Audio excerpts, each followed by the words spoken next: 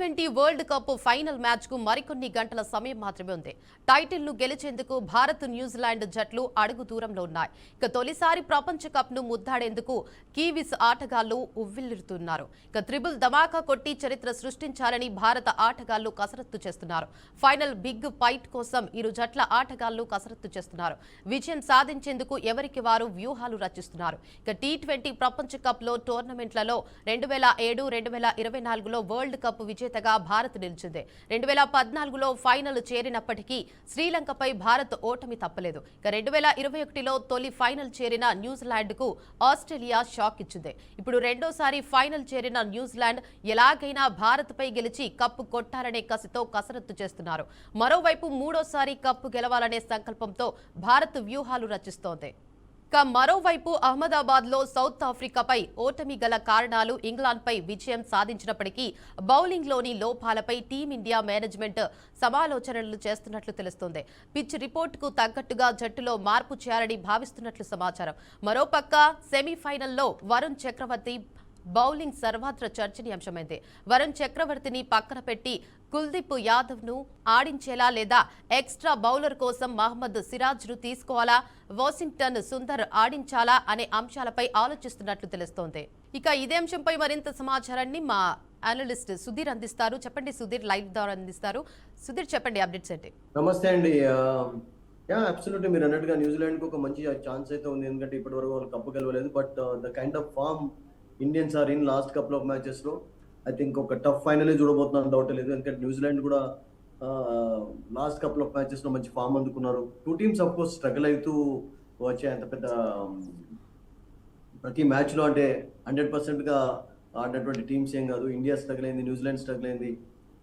But New Zealand team చాలా strong గా ఉంది. అంటే మీరు అన్నట్టుగా ఒక ఎక్స్ట్రా బౌలర్ ను తీసుకుంటారా వెయిట్ అండ్ సీ. ఎందుకంటే ఎక్స్ట్రా బౌలర్ అయితే అవసరం ఉండొచ్చు. ఎందుకంటే న్యూజిలాండ్ బ్యాటింగ్ లైనప్ చాలా డీప్ గా ఉంది. అండ్ శాంట్నర్ వరకు వాళ్ళకు everybody is a hitter actually, everybody is a 6 hitter actually. So అటువంటి లైనప్ ఉన్నప్పుడు సేమ్ బౌలింగ్ తోటి ఒకవేళ వెళ్ళినట్లయితే మేబీ ఎవరైనా ఒక మెయిన్ బౌలర్ కు పనిష్మెంట్ ఉన్న రోజుల్లో it happens, you can't say. Like last match లో చూసాం, బుమ్రా అద్భుతంగా రాణించాడు కనుక ఆ మ్యాచ్ గెలిచాను. లేకుంటే వరుణ్ చక్రవర్తి వాజ్ ఐ థింక్ ఈ వెంట్ ఫర్ 60 runs. ఆ తర్వాత హర్షదీప్ బౌలింగ్ లో కూడా రన్ సాధించారు. అక్షర్ పటేల్ కూడా కొంచెం ఎక్స్పెన్సివ్ గానే కనబడ్డాడు. అండ్ అటువంటి సిచ్యువేషన్ ఒకవేళ ఫర్ ఎగ్జాంపుల్ ఎదురుకాకుండా ఉండాలి అంటే మీరు అన్నట్టుగా ఒక బౌలర్ ను తీసుకుంటే బాగుంటుంది. అండ్ ఆ బౌలింగ్ విషయంలో మేబీ వరుణ్ చక్రవర్తిని డ్రాప్ చేసి కుల్దీప్ తీసుకుంటారా, లేకుంటే వరుణ్ చక్రవర్తి ఉంటూ ఒక బ్యాటర్ ని ఎవరన్నా డ్రాప్ చేసి ఒక బౌలర్ ఇంక్లూడ్ చేస్తారా? That is to be seen actually. ఎందుకంటే రేపు పిచ్ కండిషన్స్ తర్వాతనే ఆ డెసిషన్ అనేది తీసుకోవచ్చు. బట్ ఓవరాల్ గా నాకు ఏమనిపిస్తుంది అంటే ఒక బౌలర్ అయితే డెఫినెట్లీ అవసరం ఉండవచ్చు దేవిక. ఎందుకంటే న్యూజిలాండ్ బ్యాటర్స్ ముఖ్యంగా ఓపెనర్స్ అయితే చాలా అద్భుతంగా ఆడుతున్నారు. అలెన్ అద్భుతమైనటువంటి ఫామ్ లో ఉన్నాడు. అండ్ అట్లాగే సీఫర్ట్ కూడా మంచి స్టాండ్ అందిస్తున్నాడు. సో ఈ టూ బ్యాటర్స్ లో ఎవరైనా ఒక్కళ్ళు నేనేమనుకుంటానంటే చివరి వరకు ఉన్నట్లయితే it's going to be difficult for India actually. ఎందుకంటే హిట్టింగ్ చేయగలుగుతారు, తర్వాత వికెట్ పై నిలబడగలుగుతారు, ఎటువంటి అటాక్ అయినా వాళ్ళు చిత్తు చేసేటటువంటి కేపబిలిటీ ఉంది. మరొకటి అది కాకుండా మన అందరికీ తెలిసిందే రీసెంట్ గా న్యూజిలాండ్ ప్లేడ్ 5 T20 మ్యాచెస్ ఆడారు, వన్డే మ్యాచెస్ ఆడారు. అండ్ న్యూజిలాండ్ కి ఇండియాలో మంచి రికార్డు కూడా ఉంది. అఫ్కోర్స్ T20 మ్యాచెస్ లో ఓడిపోయినా కానీ they scored some runs. Some batters for good actually. Bowlers కొంచెం వికెట్లు తీయడం చూసాం. సో ఆ ఎక్స్పీరియన్స్ కూడా నేను ఏమనుకుంటానంటే వాళ్ళకి ఉపయోగపడవచ్చు. అందుకనే వాళ్ళను కట్టడి చేయడానికి ఒక ఎక్స్ట్రా బౌలర్ ఉంటే బాగుంటుంది అన్నటువంటి ఉద్దేశం. It's not a bad idea actually.